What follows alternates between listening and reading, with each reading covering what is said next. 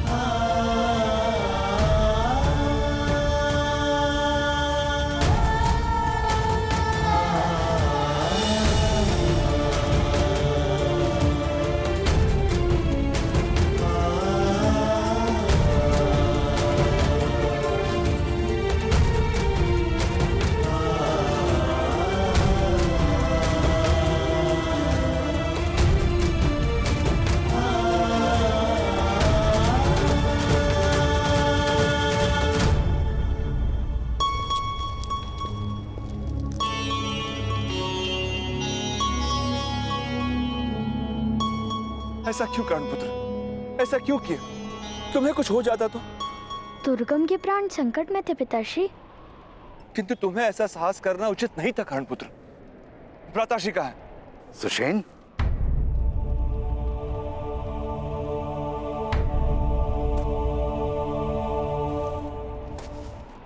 कौन है ये तेरा पुत्र?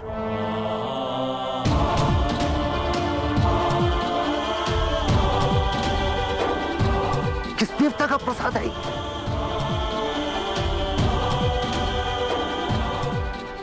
ऐसा दिव्य बालक मैंने सारे संसार में नहीं देखा। ये क्या है आदिरथ सुषेण? ये कैसा रथ है? कहा था ना मैंने, यह दिव्य रथ है। आपने देखा किस प्रकार एक 7 वर्षीय बालक इस रथ में बैठकर महान रथी बन गया।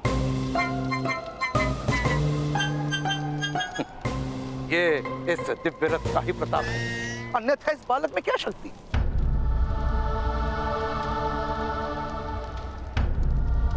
ये दिव्य रथ मुझे दे दीजिए महाराज। मैं कल प्रातः काल ही आकर 100 मुद्राएं आपको दे जाऊंगा। समय पर अधिकार है तुम्हारा? है? कल का प्रातः काल तुमने आज ही देख लिया? नहीं बस, ज्ञान ज्ञान और दान कल पर नहीं टाले जाते। चलो चलो, हम आज ही तुम्हारे हाथों दान स्वीकार कर लेते हैं।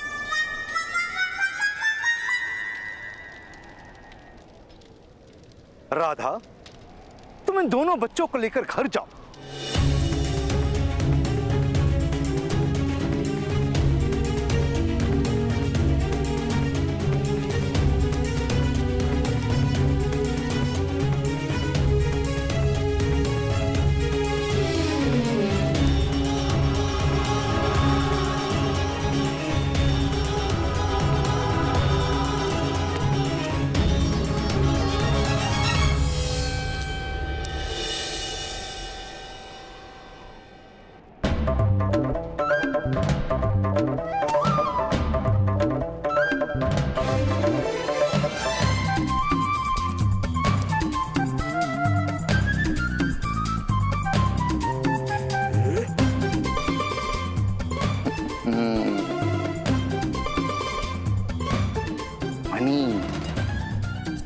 माता को खुश करना है तो ये मनी जाकर उन्हें दे दो, उनका क्रोध कम हो जाएगा। जाओ।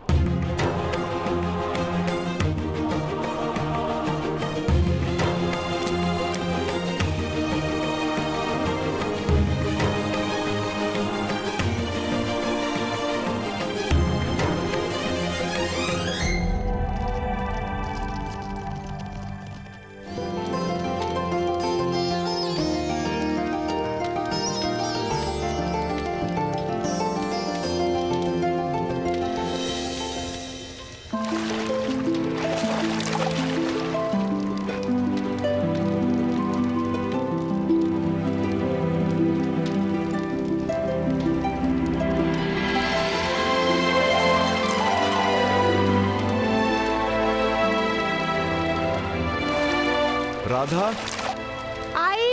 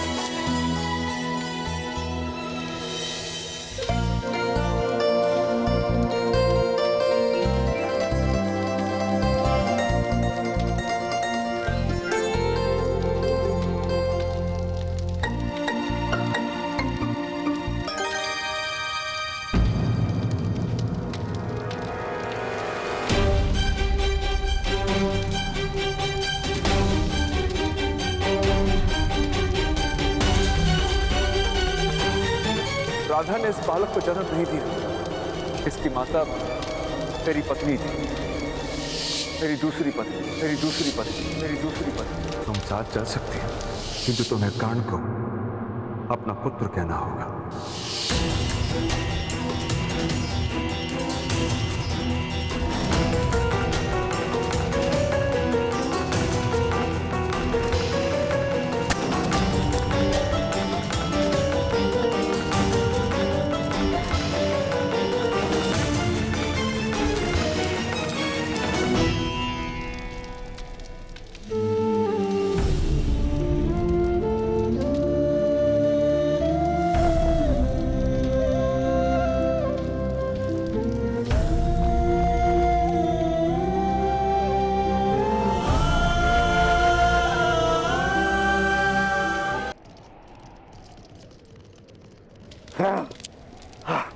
अधिराज,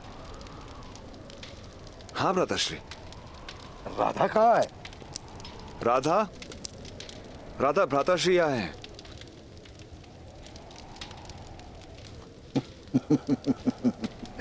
आज ये धन प्राप्त हुआ है तुम्हारे पुत्र कर्ण के कारण। अद्भुत बालक है राधा। ऐसा दिव्य बालक पाकर तुम धन्य हो गई हो। वास्तव में चमत्कारी है कर्ण। अवश्य उसका जन्म ही मेरे लिए एक चमत्कार रहा है। होगा ही, अवश्य होगा। लोगों को पता ही नहीं चला कि रथ की दिव्यता कर्ण के कारण थी। रखो इसे अधिराज। इस धन पर कर्ण का अधिकार है।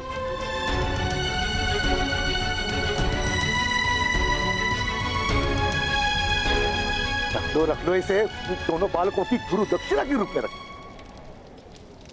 रखो। हम ये धन स्वीकार नहीं कर सकते जेठ जी। करण को पालना ही मेरे जीवन की एक पीड़ा है, और इस पीड़ा को कम करने की कोई इच्छा नहीं है मुझे। ये क्या कह रही है तुम्हारी पत्नी सुषेण? भ्राताश्री, आप जिस प्रकार धन कमाते हैं वो दूषित है। ये समाज दूषित है सुषेण, दुष्ट है। इसलिए तो मैंने मूर्ख बना था। हाँ, हूं मैं तो हूं, किंतु ये वो कारण नहीं जिसके लिए तुम्हारी पत्नी ये धन नहीं ले रही।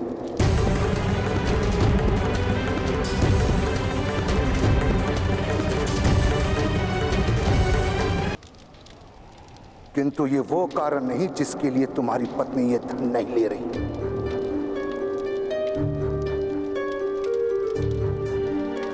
यदि ये कार्य कर्ण नहीं शून्य किया होता और मैं ये धन तुम्हें देता तो तुम अवश्य लेती।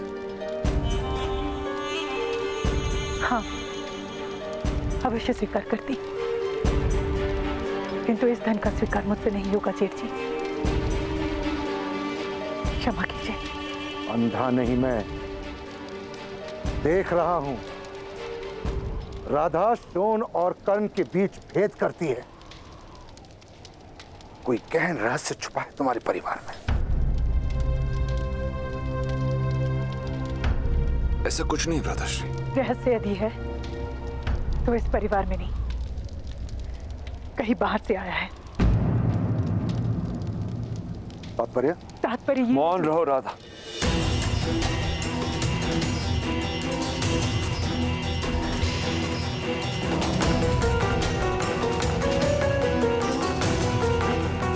रहस्य बाहर से आया है। क्या रहस्य? धीरज, मैं तुम्हारा ज्येष्ठ भ्राता हूं। प्रश्न पूछने का अधिकार है मुझे, किंतु उत्तर देने का अधिकार नहीं है मुझे भ्राताश्री। क्षमा कीजिएगा। तो फिर अपनी पत्नी का व्यवहार ठीक करवाओ सुषेण। ऐसा दिव्य बालक माता का प्रेम प्राप्त नहीं करेगा तो फूल की भांति कुबला जाएगा। मृग की नाभि में कस्तूरी होती है, किंतु मृग उसे जान नहीं पाता। ऐसे ही राधा स्वयं अपने पुत्र की महानता को नहीं पहचानती। मृग की नाभि में जो कस्तूरी होती है, उसी के कारण मृग के प्राण जाते हैं जेठ जी, प्राण जाते हैं जेठ जी, प्राण जाते हैं। और उसी कस्तूरी की गंध मृग को विचलित करके दौड़ाती है। ऐसे कस्तूरी से मृग कैसे प्रेम कर सकता है जेठ जी?